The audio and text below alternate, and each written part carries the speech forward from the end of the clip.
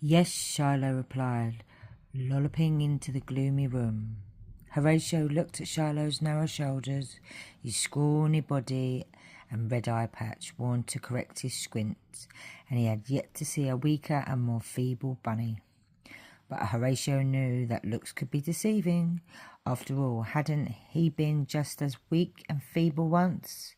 Hadn't he then risen to great heights? He smiled at the courage of the small bunny, because not only was it forbidden by the leaders of the Warren to venture this close to the farm, but it was also absolutely, totally and mistakenly forbidden to visit Horatio.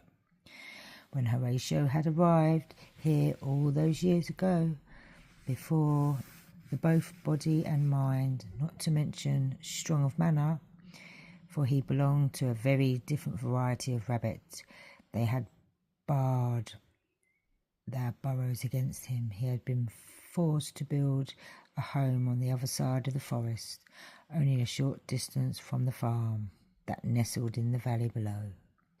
Indeed, fear of strangers was a terrible thing, but Shiloh's curiosity seemed so much greater than his initial fate. Indeed, it was his curiosity that had led the little bunny to Horatio's burrow in the first place, and was what kept him coming back again and again. "So where does your mother think you are this time?" Horatio asked.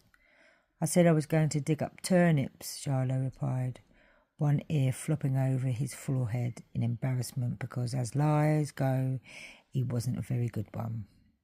"Well, no one will find you in this part of the forest, that's for sure." Horatio pointed to the store cupboard with a shaky paw that was always wrapped in a bandage. "You'll find a bag of turnips in there. I can't send you back empty-handed.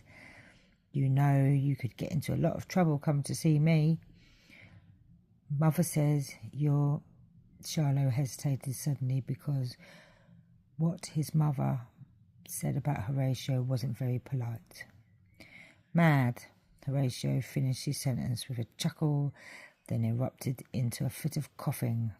"I know what they say, that I've lost my mind, and that my enemies will find me here and put everyone in terrible danger. Fear is born out of ignorance, Shiloh Tawnytail.